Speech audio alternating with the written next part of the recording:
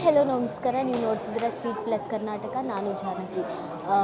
ಪಾರು ಸೀರಿಯಲ್ ಮೂಲಕದ ಎಲ್ಲರ ಮನೆ ಮಾತಾಗಿರುವಂಥ ಮೋಕ್ಷಿತಾ ಪೈ ಅವರು ಬಿಗ್ ಬಾಸ್ ಆಯಿತು, ಕಿರುತೆರೆ ಆಯಿತು, ಈಗ ಮತ್ತೆ ಸ್ಯಾಂಡಲ್ವುಡ್ಗೆ ಎಂಟ್ರಿ ಕೊಡ್ತಾ ಇರುವಂಥದ್ದು ನಮ್ಮ ಜೊತೆಲಿದ್ದಾರೆ. ಅವ್ರನ್ನೇ ಮಾತಾಡ್ಸ್ಕೊಂಡು ಹೋಗೋಣ ಬನ್ನಿ. ಹಾಯ್ ನಮಸ್ತೆ. ಹಾಯ್ ನಮಸ್ತೆ. ರುಕ್ಮಿಣಿ ರಾಧಾಕೃಷ್ಣ, ಕಂಗ್ರ್ಯಾಚುಲೇಷನ್. ಈ ಸಿನಿಮಾ ನಿಮ್ಮ ವಿಶೇಷತೆ ಏನು, ಹಾಗೆ ಈ ಸಿನಿಮಾ ನೀವು ಆಯ್ಕೆ ಆಗಿದ್ದೀರಾ, ನಿಮ್ಮ ಪಾತ್ರ ಏನು ಅಂತಂದು? ಮೊದಲನೇದಾಗಿ ಥ್ಯಾಂಕ್ ಯು ಸೋ ಮಚ್. ಈ ಸಿನಿಮಾದ ವಿಶೇಷತೆ ಏನು ಅಂತಂದರೆ, ಇದು ಒಂದು ಟಿಪಿಕಲ್ ಲವ್ ಸ್ಟೋರಿ ಅಂತ ಹೇಳ್ಬೋದು. ಒಂಥರ ಎರಡು ಥರ ಲವ್ ಸ್ಟೋರಿ ನೋಡ್ತೀರಾ ಈ ಸಿನಿಮಾದಲ್ಲಿ. ಇದರಲ್ಲಿ ನನ್ನ ಪಾತ್ರ ರಾಧಾ ಪಾತ್ರ.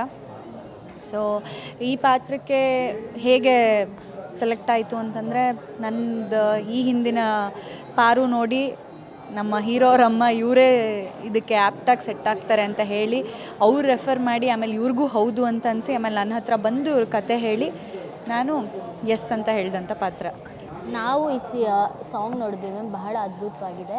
ಆ್ಯಂಡ್ ಸಾಂಗ್ ನೋಡಿದಾಗ ಲಂಗದಾವಣಿ ಪಾರು ಅವ್ರನ್ನ ಬಿಡ್ತಾ ಇಲ್ವಾ, ಅಥವಾ ಪಾರು ಅವರು ಲಂಗದಾವಣಿನ ಬಿಡ್ತಾ ಇಲ್ವಾ ಅನ್ನೋದು ಡೌಟ್ ಆಗಿಬಿಟ್ಟಿದೆ. ನಾನು ಪಾರುಲಿ ಲಂಗ ಬ್ಲೌಸ್ ಹಾಕಿದ್ದೆ, ಇದರಲ್ಲಿ ಲಂಗ ದಾವಣಿ.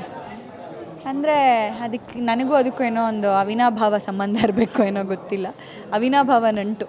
ಸೊ ಹಾಗಾಗಿ ಅದಾಗದೇ ಬರ್ತಾಯಿದೆ ಅಂದಮೇಲೆ ಯಾಕೆ ನಾವು ನೋ ಅನ್ಬೇಕು ಅಲ್ವಾ.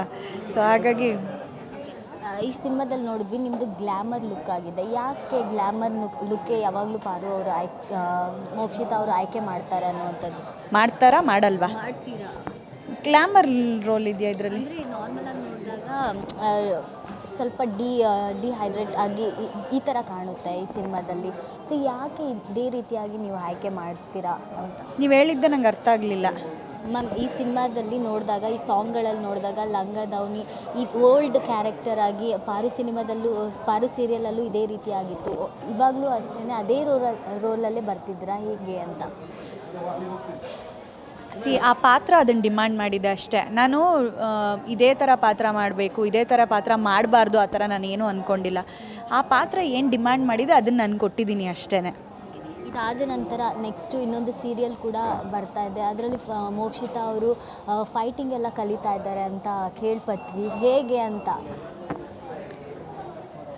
ಹೇಗೆ ಅಂತಂದರೆ, ಇವಾಗ ಅದಕ್ಕೆ ಅಂತಲೇ ಒಂದು ತಯಾರಿ ನಡೆಸ್ತಾ ಇದ್ದೀನಿ. ಯಾಕೆ ಅಂತಂದರೆ, ಇವಾಗ ನಾವು ಯಾವುದೇ ಪಾತ್ರ ಮಾಡಬೇಕಾದ್ರೂ ಅದಕ್ಕೊಂದು ಪ್ರಿಪ್ರೇಷನ್ಸ್ ಅನ್ನೋದು ಇದ್ದೇ ಇರುತ್ತೆ.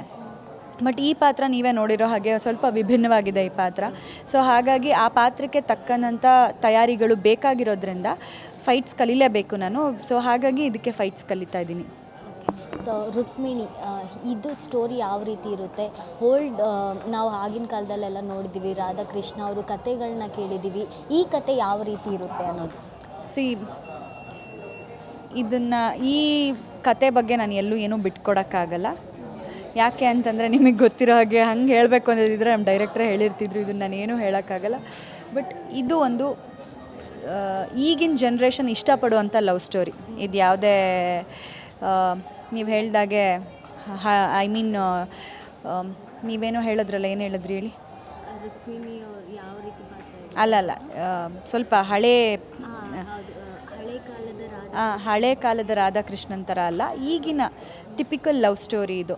ಸೊ ಹಾಗಾಗಿ ಇದು ಜನರಿಗೆ ಖಂಡಿತವಾಗ್ಲೂ ರೀಚ್ ಆಗುತ್ತೆ, ಇಷ್ಟ ಆಗುತ್ತೆ ಅನ್ನೋ ಒಂದು ನಂಬಿಕೆ ನಮಗಿದೆ. ಆ್ಯಂಡ್ ಇದನ್ನು ಯಾಕೆ ನೋಡಬೇಕು ಅಂತಂದರೆ, ಇದು ಒಂದು ಒಳ್ಳೆ ಲವ್ ಸ್ಟೋರಿನ ಮಿಸ್ ಮಾಡ್ಕೋಬೇಡಿ ಅಂತ ಹೇಳೋದಕ್ಕೆ ಇಷ್ಟಪಡ್ತೀನಿ. ಯಾಕೆ ಅಂತಂದರೆ, ಇದರಲ್ಲಿ ಎರಡು ಥರ ಲವ್ ಸ್ಟೋರಿ ಬರುತ್ತೆ. ಒಂದು ರುಕ್ಮಿಣಿ ಲವ್ ಸ್ಟೋರಿ, ಇನ್ನೊಂದು ರಾಧಾ ಲವ್ ಸ್ಟೋರಿ.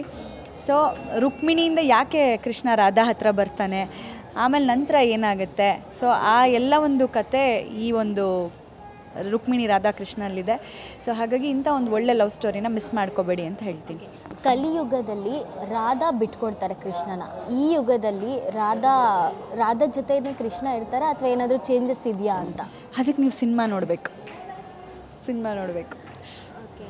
ಸೊ ಯಾವ ರೀತಿ ಇರುತ್ತೆ ಮ್ಯಾಮ್ ಅನ್ನೋದು ಒಂದು ಸಣ್ಣ ಹಿಂಟ್ ಕೊಡು. ಅದನ್ನು ನಾನು ಹೇಳಿದ್ರೆ ನಮ್ಮ ಡೈರೆಕ್ಟ್ರ್ ಅಷ್ಟೇ ನನ್ನನ್ನು. ಸೊ ಇಲ್ಲ, ನಾನು ಅದೇನು ಹೇಳೋಕ್ಕಾಗಲ್ಲ. ಈಗ ಒಂದು 2 ಸಾಂಗ್ ರಿಲೀಸ್ ಆಗಿದೆ. ಆ ಸಾಂಗ್ ನೋಡಿದ್ರಿ, ನಿಮ್ಗೆ ಇಷ್ಟ ಆಯಿತು ತಾನೆ? ಹಾಂ, ಅದನ್ನು ಹಾಗೆ ಜನಕ್ಕೆ ನೀವು ಇಷ್ಟಪಟ್ಟ ಹಾಗೆ ಜನನೂ ಇಷ್ಟಪಟ್ಟರೆ ಖುಷಿಯಾಗುತ್ತೆ. ಯಾಕೆ ರಾಧಾ ಪಾತ್ರನ ನೀವು ಆಯ್ಕೆ ಮಾಡಿಕೊಂಡ್ರಿ ಅನ್ನೋ? ನನಗೆ ಆ ಪಾತ್ರ ಇಷ್ಟ ಆಯಿತು. ಅಂದರೆ ಕತೆ ಕೇಳಿದಾಗ ನನಗೆ ಆ ಪಾತ್ರ ಇಷ್ಟ ಆಯಿತು. ಹಾಗನ್ಬಿಟ್ಟು ನಂಗೆ ಗ್ಲಾಮರಸ್ ರೋಲ್ ಮಾಡಲೇಬಾರ್ದು ಅಂತಿಲ್ಲ, ನನಗೆ ಆ ಥರ ರೋಲ್ಸು ಮಾಡ್ತೀನಿ. ಬಟ್ ಆ ಕತೆ ಕೇಳಿದಾಗ ನಂಗೆ ಈ ರೋಲ್ ನಂಗೆ ತುಂಬ ಮನಸ್ಸಿಗೆ ಹತ್ತಿರ ಆಯಿತು, ಸೊ ಹಾಗಾಗಿ ಅದನ್ನು ಒಪ್ಕೊಂಡೆ. ಬಿಗ್ ಬಾಸ್ ನಂತರ ನಿಮಗೆ ಒಂದು ಒಳ್ಳೆ ರೆಸ್ಪಾನ್ಸ್ ಕೂಡ ಬರ್ತಾ ಇದೆ. ಆ್ಯಂಡ್ ಅದಾದ ನಂತರ ಸಿನಿಮಾಗಳು ಕೂಡ ಆಫರ್ಸ್ಗಳು ನಿಮಗೆ ಕಂಟಿನ್ಯೂಸ್ ಬ್ಯಾಕ್ ಟು ಬ್ಯಾಕ್ ಬರ್ತಾ ಇರೋದು. ಸೋಷಿಯಲ್ ಮೀಡಿಯಾದಲ್ಲಿ ಕೂಡ ಇವಾಗ ಸಖತ್ ಆ್ಯಕ್ಟಿವ್ ಆಗಿದ್ದೀರಾ. ಈ ಪರ್ಸ್ನಲ್ ಆಗಿ ತೊಗೊಳ್ಳೋದಾದರೆ ಹೆಂಗೆ ಇದೆಲ್ಲ ಫ್ರೀ ಟೈಮ್ಸಲ್ಲಿ ಇಷ್ಟೊಂದೆಲ್ಲ ಜನಗಳಿಗೋಸ್ಕರ ಒಂದು ಅವರಿಗೆ ನಗಿಸುವಂಥ ಕೆಲಸ ಮಾಡ್ತಾ ಇರುವಂಥದ್ದು? ಸಿ ಇವತ್ತಿಗೆ ನಾವೇನೇ ಆಗಿದ್ದರೂ ಎಲ್ಲ ಕ್ರೆಡಿಟ್ಸ್ ಲೈಕ್ ಅವರುಗಳಿಗೆ ಹೋಗಬೇಕು. ಅವರಿಲ್ಲ ಅಂದರೆ ನಾವಿಲ್ಲ, ಅಂದರೆ ಫ್ಯಾನ್ಸ್ ಇಲ್ಲ ಅಂದರೆ ನಾವಿಲ್ಲ. ಬಿಕಾಸ್ ಅವ್ರು ನಮ್ಮನ್ನ ಇಷ್ಟಪಡೋದಕ್ಕೆ ನಮಗೆ ಆಪರ್ಚುನಿಟೀಸ್ಗಳು ಬರ್ತಾ ಇರೋದು. ಸೊ ಹಾಗಾಗಿ ನಮ್ಮ ಕಡೆಯಿಂದ ಎಷ್ಟು ಅವ್ರನ್ನ ಎಂಟರ್ಟೈನ್ ಮಾಡೋಕ್ಕೆ ಸಾಧ್ಯನೋ ಅಷ್ಟು ಎಂಟರ್ಟೈನ್ ಮಾಡಬೇಕು ಅನ್ನೋದಷ್ಟೇ ನನ್ನ ಇಂಟೆನ್ಷನ್. ಓಕೆ, ನಿಮ್ಮ ಅಭಿಮಾನಿಗಳು ಕೂಡ ಅನಿಸ್ತಾ ಇರೋದು ಯಾವಾಗ ಮೋಕ್ಷಿತಾ ಪೈ ಅವ್ರಿಗೂ ಅವ್ರಿಗೆ ಗುಡ್ ನ್ಯೂಸ್ ಕೊಡ್ತೀರಾ ನಿಮ್ಮ ಅಭಿಮಾನಿಗಳಿಗೆ ಅಂತ?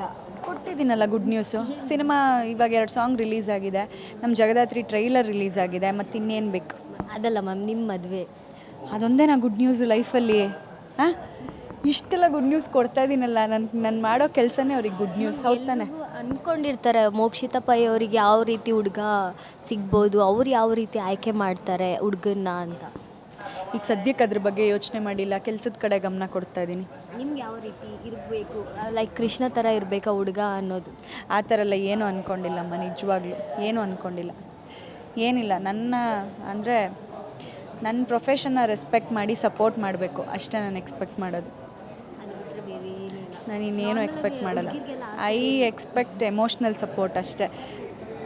ಓಕೆ ಮ್ಯಾಮ್, ಇಷ್ಟೆಲ್ಲ ಟೆನ್ಷನ್ ಇದ್ದರೂ ಕೂಡ ನಿಮ್ಮನ್ನು ನೋಡಿದಾಗ ಎಷ್ಟು ಸಖತ್ತಾಗಿ ಕಾಣಿಸ್ತೀರಾ ನೀವು.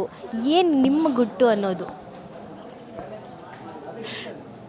ಏನು ಗುಟ್ಟು, ಯಾವಾಗಲೂ ಖುಷಿಯಾಗಿ ನಗ್ನಗ್ತಾ ಬ್ಯುಸಿಯಾಗಿರಿ ಅಷ್ಟೇ. ಓಕೆ, ಈ ಸಿನಿಮಾದ ಶೂಟಿಂಗ್ ಎಲ್ಲೆಲ್ಲಿ ಮಾಡಿದ್ದೀರಾ ಅಂತ? ಆ್ಯಂಡ್ ಈ ಸಿನಿಮಾದಲ್ಲಿ ಟ್ರೇಲರ್ ಎಲ್ಲ ನೋಡಿದಾಗ ನಿಮ್ಮದು ಒಂದು ತಮಿಳ್ ಕೂಡ ಲ್ಯಾಂಗ್ವೇಜ್ ಬರುತ್ತೆ, ಇದು ಟೋಟಲಾಗಿ ತಮಿಳ್ ಇರುತ್ತಾ ಈ ಸಿನಿಮಾದಲ್ಲಿ ಅಂತ? ನಾನು ಅಯ್ಯರ್ ಮನೆ ಹುಡುಗಿ, ಸೊ ಅಲ್ಲಿ ಇಲ್ಲಿ ಮನೆಯವ್ರ ಜೊತೆ ಒಂದು ತಮಿಳ್ ಮಾತಾಡ್ತೀನಿ ಬಿಟ್ಟರೆ ಇನ್ನೆಲ್ಲ ಫುಲ್ ಕನ್ನಡದಲ್ಲೇ ಇರೋದು ಸಿನಿಮಾ. ಆ್ಯಂಡ್ ನನ್ನ ಪೋರ್ಷನ್ನ ಶೂಟ್ ಮಾಡಿರೋದು ಕುಂಭಕೋಣಮಲ್ಲಿ. ಇನ್ನೊಂದು ಹೀರೋಯಿನ್ ಜೊತೆ ಅಂದರೆ ಶೂಟ್ ಮಾಡಿರೋದು ಎಲ್ಲ ಇಲ್ಲಿಲ್ಲೇ ಬೆಂಗಳೂರು ಸುತ್ತಮುತ್ತ. ಆ ಎಕ್ಸ್ಪೀರಿಯೆನ್ಸ್ ಹೆಂಗಿತ್ತು ಮ್ಯಾಮ್ ಕುಂಭಕೋಣಂ? ಚೆನ್ನಾಗಿತ್ತು. It was a wonderful experience ಅಲ್ಲಿ ನಾವು ಶೂಟ್ ಮಾಡಿದ್ದು. ಆ್ಯಂಡ್ ಅಲ್ಲಿ ನೇಟಿವಿಟಿಗೆ ತಕ್ಕಂಗೆ ನಾವು ಶೂಟ್ ಮಾಡಿದ್ದು ಚೆನ್ನಾಗಿತ್ತು.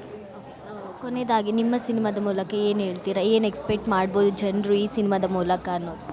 ನಮ್ಮ ಸಿನಿಮಾದ 2 ಹಾಡುಗಳು ಇವತ್ತು ಬಿಡುಗಡೆ ಆಗಿದೆ. ಪ್ಲೀಸ್ ಹಾಡನ್ನ ನೋಡಿ ಸಪೋರ್ಟ್ ಮಾಡಿ ಆ್ಯಂಡ್ ನಿಮ್ಮ ಹಾನೆಸ್ಟ್ ರಿವ್ಯೂನ ತಿಳಿಸಿ. ಆ್ಯಂಡ್ ಈ ಸಿನಿಮಾ ಇದೊಂದು ಟಿಪಿಕಲ್ ಲವ್ ಸ್ಟೋರಿ ಅಂತ ಹೇಳೋಕ್ಕೆ ಇಷ್ಟಪಡ್ತೀನಿ. ಖಂಡಿತವಾಗ್ಲೂ ಇದು ನಿಮಗೆ ಇಷ್ಟ ಆಗೇ ಆಗುತ್ತೆ. ಯಾವಾಗ ರಿಲೀಸ್? ಅದು ನಂಗೆ ಗೊತ್ತಿಲ್ಲ, ಪ್ರೊಡ್ಯೂಸರ್ನ ಕೇಳಬೇಕು.